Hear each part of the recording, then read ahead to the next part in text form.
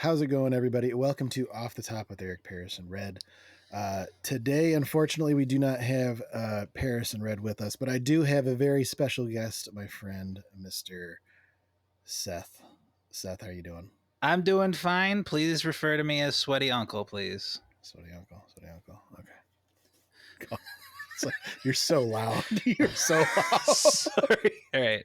Sorry. All Let right. me move it away from my face here. There we Okay. go. Is that better? That's fine. Yeah, yeah. Jesus Christ. All right.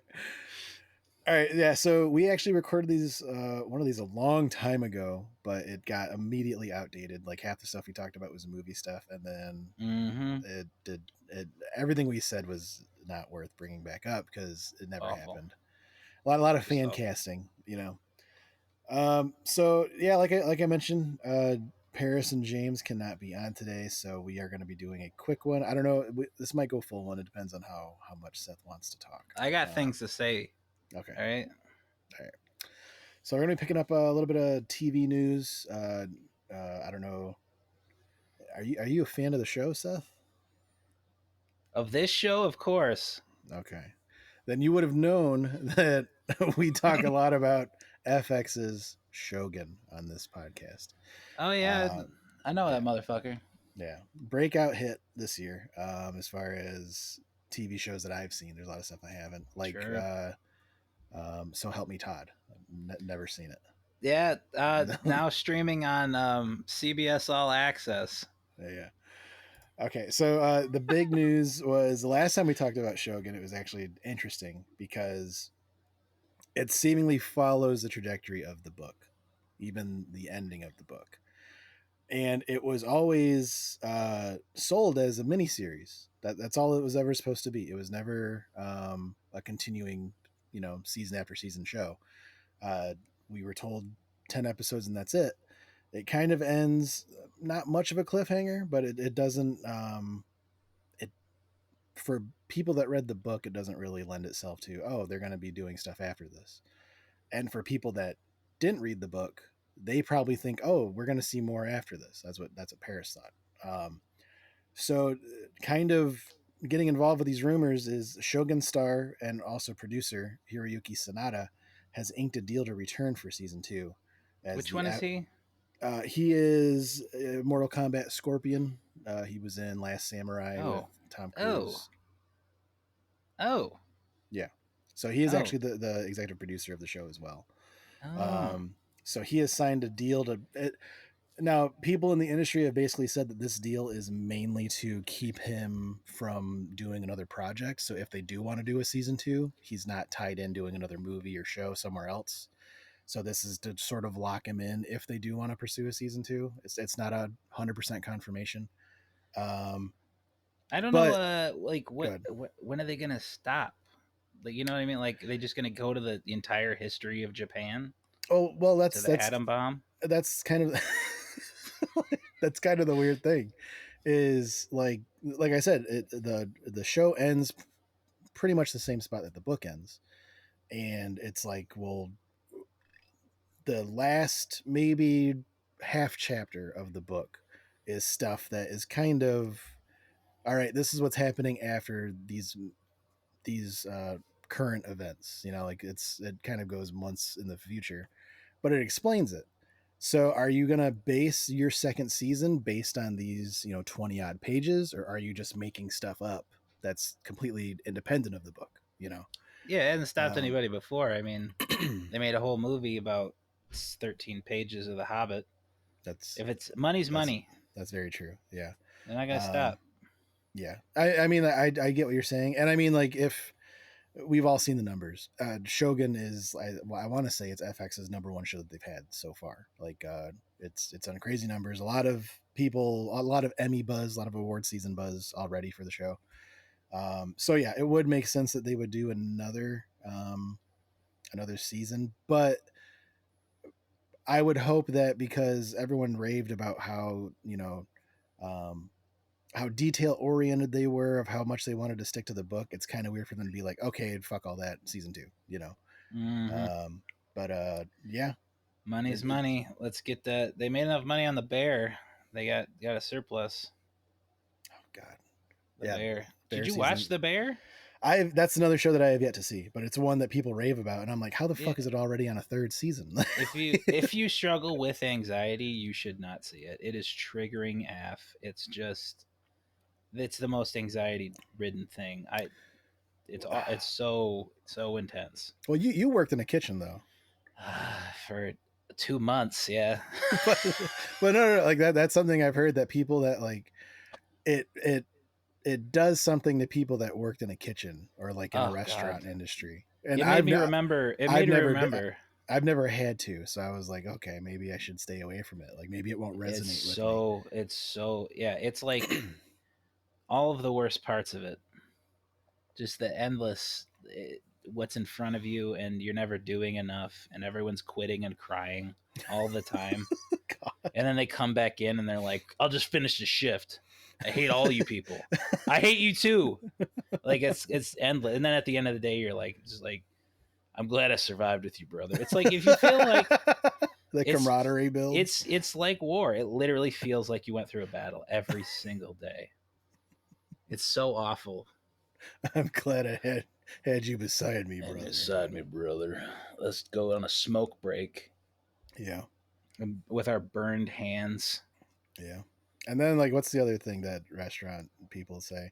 Oh, everyone's having sex with everybody at every restaurant. Like See, I didn't experience that. Somehow that skipped me. Maybe if that would have happened, I would have worked there a little longer. Yeah. Maybe that helps you push through it, you know. Sure. Also, what they don't tell you about restaurants, and this is an inside secret that I don't think anybody knows, most prep cooks are deaf. I'm not making that up. That sounds like you're making it up. I'm not making it up. It's a really good job for deaf people because they just get a list of stuff they have to make, and then they're there most of the morning and into the afternoon, and then they're gone. They don't need to like interact with anybody. They're just in the back of the kitchen prepping the food, and then they leave. So there's a lot. There's a lot of deaf folks. That's not disparaging. They do a fine job, but yeah, just a little tidbit for you. They happen to be deaf. I had no idea. Like, so, see, I can't tell if you're fucking with me. So, yeah, I'm gonna put a pin in that one. No, of all the things I could fuck with you with, prep cooks being deaf is not the top of the list. Okay, it just happened, and it's frustrating when you don't know where some of the dishes goes, and you're like, "Hey, where's this go?" And they're just like, "I'm dead."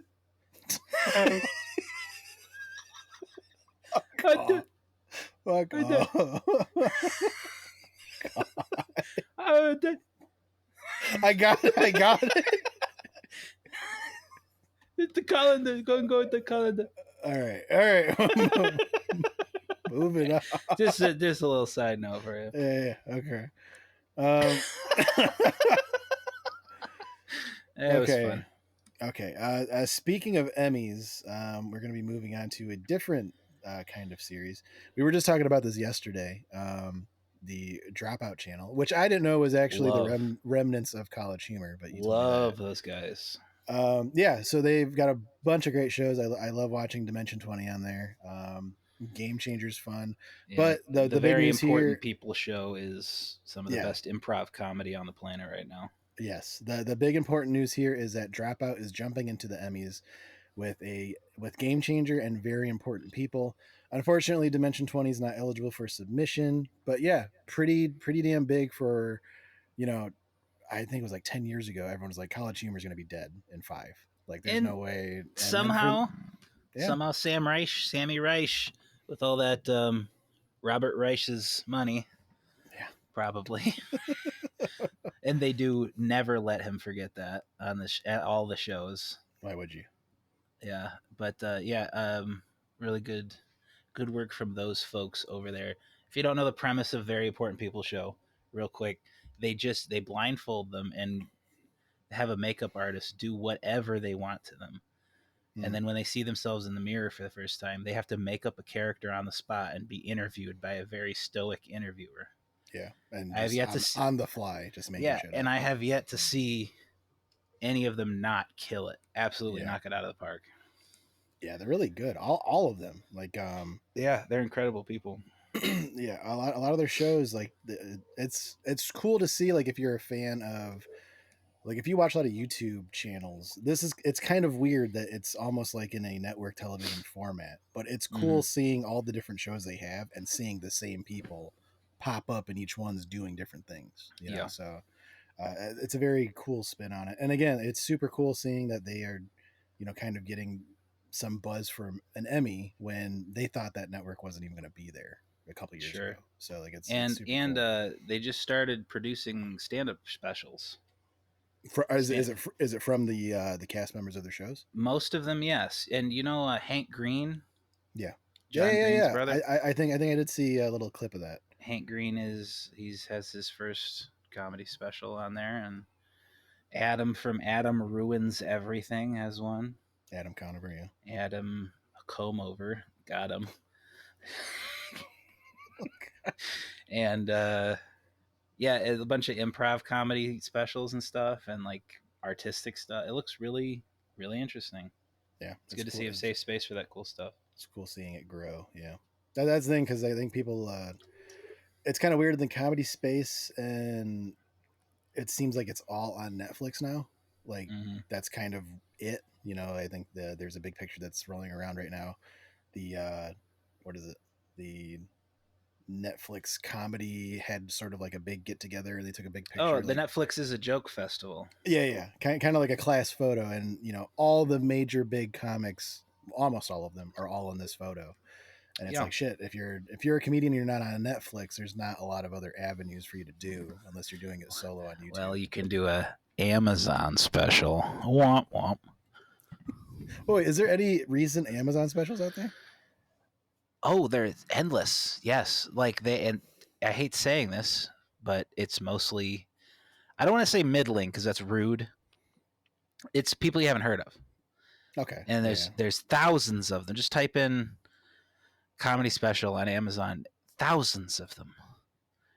Just cheaply again, not disparaging, cheaply produced, and they just churn them out like Comedy Central used to be back in the day with Comedy Central Presents.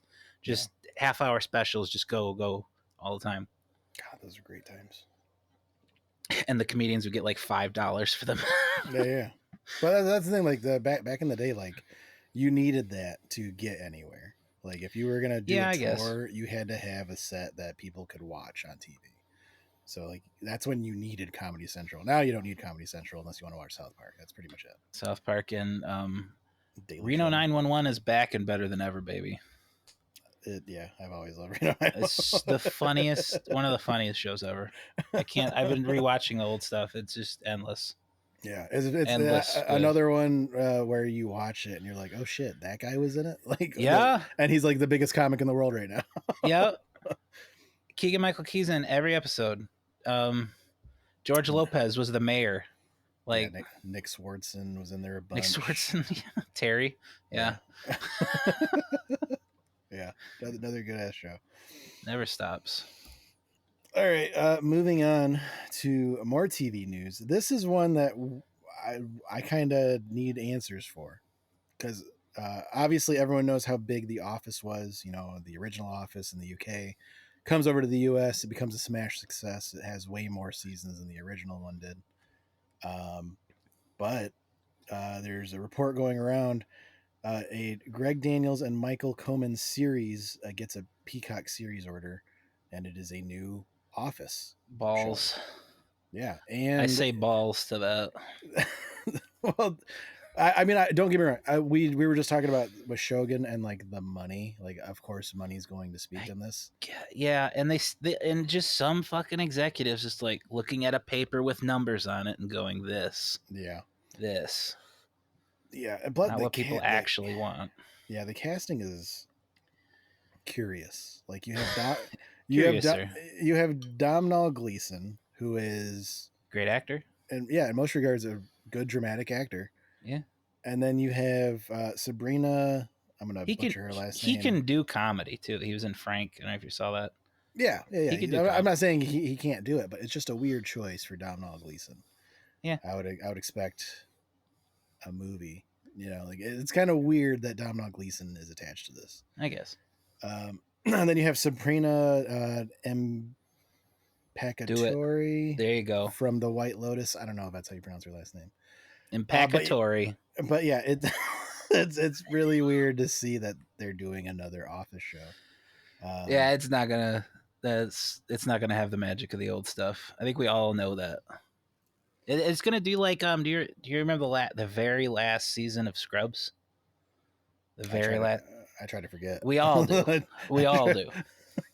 And they just had cameos from the original cast, and they tried to like have Dave Franco carry a show. Sorry, Dave, but yeah, like they he's had a fine like, man.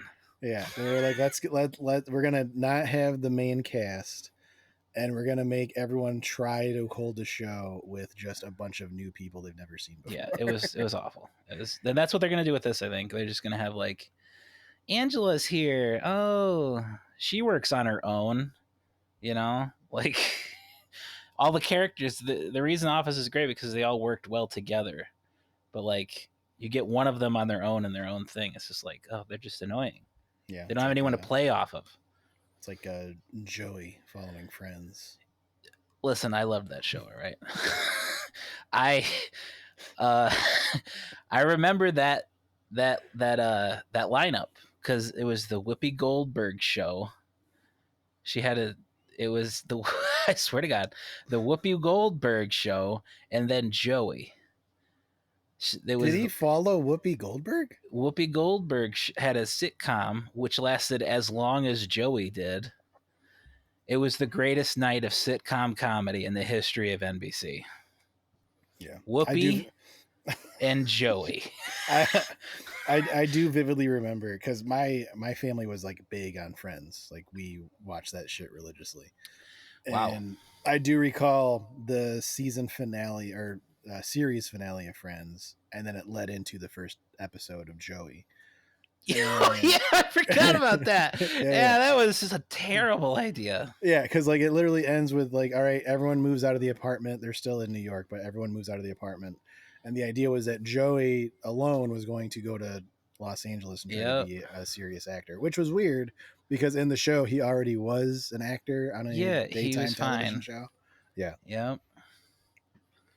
Yeah, that was a choice. It was a choice. It was something. Joey, what's his last name? Fatone? That's not Joey not the right Joey. Joey Fatone is from NSYNC. Oh, is he the ugly? He's the burly one from NSYNC. What the? He's the bear. No, what the fuck was Joey's last name in Friends? It was Joey Costanza. No, God, that's gonna kill me. I should know that. It was like La Peccatore or something. That was Italian. Tribbiani. Joey Tribbiani. Yeah, that's right. All right, yeah. So here's from the Peacock announcement about this, the first details of The Office. Okay. The documentary crew that immortalized Dunder Mifflin's Scranton branch is in search of a new subject when they discover a dying historic Midwestern newspaper and the publisher trying to revive it with volunteer reporters. That sucks. I hate that. I feel like that's going to be a failure. Like, I don't think no one's going to watch this. Yeah, and they're gonna put it. They're gonna put it in Michigan.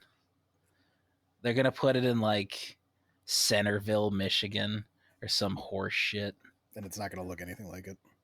Yeah, and they're gonna film it in L.A., but it's gonna be based. It's gonna be based in like those little Flatwoods, Michigan, or some. Yeah, that's the thing though. Like, you would have to film it on location, like the original Office did. Did they film in Scranton? Yeah, they were in Pennsylvania. Oh, I always thought they were just on a lot in L.A. I'm 99% sure. Let me double check. I don't know about that. You're not going to get 2011 Rainn Wilson on a lot in Scranton. He was hot. Hot. Oh, you're goddamn right. Yeah. It was in California. Rainn Wilson does not shoot on location. Okay. He don't do it. All right, moving on. Now, this bit of news you said you didn't know about. You didn't want me to tell you. You wanted to react to it live. It's not good, Okay, and great. it is kind of old. This happened last week. Hi, So, old. Microsoft has pissed off a lot of people, a lot of fans. They've lost a lot of brand trust. They are closing Redfall developer Arcane Austin, Hi-Fi Rush developer Tango Gameworks, The and fuck did Hi-Fi more. Rush do? I'm sorry. Exactly. And more in devastating cuts to Bethesda. What? This happened on the 7th. Oh my god. Yeah. What? So Alpha Dog Games, they make a mobile game called Mighty Doom, will close. Roundhouse Studios is going to be absorbed into ZeniMax, which handles the Elder Scrolls Online stuff. Yeah. So yeah, the big one that I think a lot of people were immediately focused in on when this news broke was, like you said, exactly what the fuck did Tango GameWorks do? Yeah, they made a Um, great game that a lot of more people played than Redfall. Is that it? Because they screwed up their flagship game? That might have been it. Because it came yeah. out at like the same day, and people, wow, Well, no, no, that's no. petty as hell. I don't think you can blame. Whoa, what game? What flagship game are you talking about? Well, they put all their chips on Redfall. Yeah, They put all their chips on that. yeah, and reports came back after that, pretty much saying that the entire studio from top down all had different ideas of what Redfall was going to be. There was no cohesive You could idea tell. of what to do. And but to me, again, that's a management problem. Like, Yep. if you're gonna get rid of anybody, start with management, because Hmm. they told Phil Spencer, "No, this is good to go. This is great. This is going to be a console seller." And what happened? Phil Spencer looked like an idiot when Redfall came out. Yeah. But you would think that Arcane Austin had enough clout with the games they released before Redfall to, okay, let's give them one more shot, instead of nope, done. Like, I've Super knee jerk reaction. I don't know yeah, what the hell. yeah, I have no idea what the budget costs of Redfall are. I mean, we all know, like, everybody knows that's the big thing going on nowadays. Is games are getting crazy expensive to make. These budgets are way too big, Yeah. and it takes way too long. So if you have a shit game, or even a good game that doesn't connect with people, if it doesn't sell, that's a loss. So Yeah, and the era of the AAA game thing is over. I don't think maybe it's not sustainable. no, not the everything technology is moving too fast. It's much better to make a solid indie game It's for cheaper too. $5 Yeah. and that everyone loves for 2 months than it is to try and make a I don't know, Banishers Yeah. or Gangs of Sherwood. Like, what's the point? Don't But even bother. yeah, I was thinking about it, and I mean, like, it kind of goes against that whole multiplayer versus single player stuff, right? Yeah. They want more multiplayer games out there because they want a service that you can come back to, put money in microtransactions, whatever. Whereas single player games are suffering, in my opinion, because, I've been playing Alan Wake 2. I think the last save I did, I'm 24 hours into that game. It's almost done. I have maybe 2 hours to go, and the game's You're only wrapping. 24 hours? I thought you would be more than that. Yeah, I thought that too, but like, there's so much content in there, like, it feels like it's much more. Yeah. But yeah, 24 hours worth of content, and then you look at a game, it's a couple years removed, but look at a game like Witcher 3. There's probably 100 plus hours of content, Easy. Yeah. and I think you're going to be seeing less single player games with that kind of time commitment attached to it. You can't. Like, It's, we're going to talk about it after this, but look at Senua's Saga. Senua's Saga is supposed to be coming out in a couple weeks. yeah. That one, I think they have already said that this is, I want to say, like, 8 hours. Like, that's it. This is an 8 hour game. We're only What? sell. It's only $50. Like they are. It's only 8 hours. It took 7 years to develop. What the hell? I'm pretty sure that, like, it's a ridiculously low in today's standards amount of time. That's Um, crazy. I've been looking but forward to that. What the hell? but they've come out, and rightfully so. They've come out and said, like, hey, don't expect that this is going to be something of, Breath of the Wild scale in terms of time. Mm, Like, this is a contained, story driven. in and out. Like it's going to be for the fans of the Hellblade. previous Hellblade game. Like you're going to love it, but don't expect that this is going to be a massive open world and you're going to be able to do whatever the fuck you want because No, it's just gonna trigger your latent schizophrenia like the old one did. Yeah. Let me double check. Make you be proud to be from Europe. Let's just say that. But yeah, so I think a lot of people were upset, especially with the Tango GameWorks one, because they had such a bright future with that. Like they could have. I mean, they did the Evil Within games. They didn't sell well, but they were well reviewed. They're solid. They're going to be big in a few years when kids start discovering how good those games were. Okay, yeah, Senua's Sacrifice. Expect 6 to 8 hour experience. Fuck off. That's crazy. But yeah, so Hi-Fi Rush was a surprise hit. That was one that they shadow dropped right then and there after they announced it. And it just recently, I think, made the move to PS5, and it's doing crazy good over there too. Yeah, so it's great rhythm game. The thing that is, again, a lot of this is being put down to how are they communicating this to the fans and to the developers? Because all this news came out, the staff being told that they're being laid off was in an email. And the press got a hold of it. So people were like, whoa, that's fucked that, all these people are getting laid off and they didn't know until they got a personal email after this, But yeah, people are wondering, well, what the fuck is the criteria for me to not have my studio close if Microsoft owns me? Yeah. Because it's no longer award-winning games. It's no longer good selling games because Hi-Fi Rush checked both those boxes. And it was cheap as hell. Yeah, like it was. It didn't cost them anything to make it. I mean, I'm not saying not to be not disrespectful and saying that. Yeah, but yeah, like I could have seen a Hi-Fi Rush franchise. I could have seen definite more sequels. I could have seen them getting bigger and better each time. Yep. And it's not going to happen. It sucks because another thing that people have pointed out, and again, this all falls on Phil Spencer. Phil Spencer has said time and time again, they want to get into the Japanese market. Tango GameWorks was the only studio they owned that was Japanese. How are you doing anyone a favor in the Japanese market if you are getting rid of the only one that makes games in Japan? Like it makes no sense. It don't make no sense, son. It make no damn sense. Yeah, it sucks. Like we've on previous episodes of the podcast, we've talked about like a bunch of gaming closures that have happened this year. Like earlier this year, it's probably going to get people probably forget it now. It was like 1,900 people that Microsoft laid off in the beginning of the year, and now this. And again, it kind of goes back to that whole thing with messaging, and I'm bringing it back to Senua's Sacrifice. That game comes out in 2 weeks. I have yet to see one fucking commercial about that game. There's the really cool one they laid down a couple of years ago. You know what I'm talking about? Yeah, but that is not, to me, they are not pushing this game at all. And that makes me fearful for Ninja Theory. Like if they've already said that this game is 6 to 8 hours, that is already a lot of people are like, oh, well, then I'm not going to bother playing it. It's not a full game.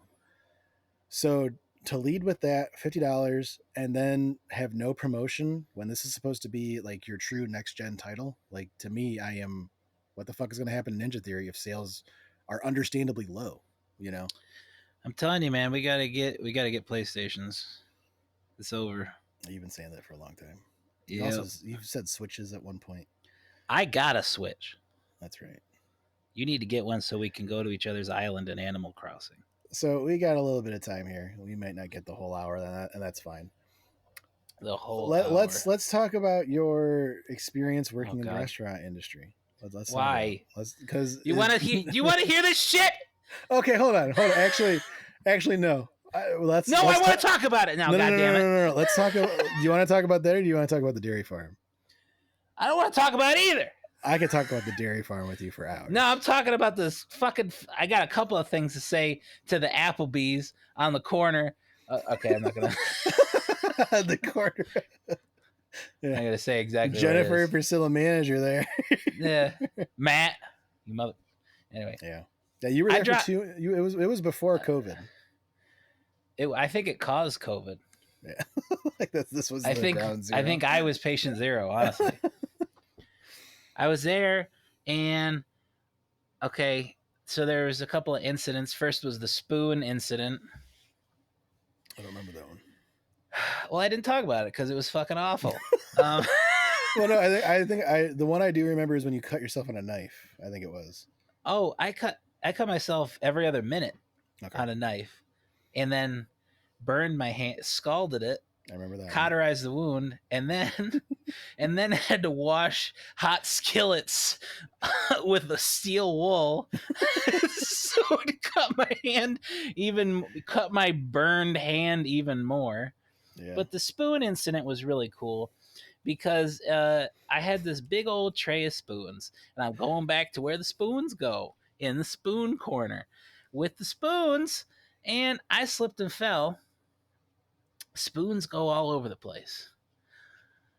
And the regional manager for Applebee's is there. Like they manage all of the Applebee's in the tri-state area. Tri-city area. Yeah, okay. And she looks at me and goes, ugh. As I'm on the ground.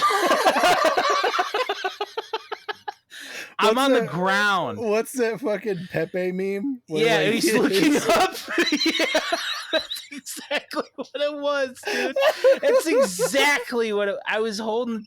Spilled all the trays, and the other assistant manager's like, "Pick them up, go wash them again." Oh like, my god! Just what a bitch! Oh god, that hurts so much. Just crying into my steel wool burnt hands. The fucking Pepe meme. Literally what it was. That was great, Seth. Thank you. You're welcome. Thanks for coming on. Good to release some of my trauma to the public like that. That was great. Hope to have you on again sometime. Yeah. Yeah, but yeah, really, thank you for filling in. I didn't want to be here ranting to the winds. But yeah, we are good on time. Everyone, this has been Off the Top with Eric Paris and Red. My name is Eric, and joining me tonight was my it's your boy Seth. Sweaty Uncle. Yes, Seth. We will catch you guys next week. Hopefully Paris and Red are back. If not, we'll have Seth telling more child-friendly stories. God, please, God, no. Please, Paris. Paris, be free. Paris, be free, please. All right, we'll talk to you guys later. Bye. Bye.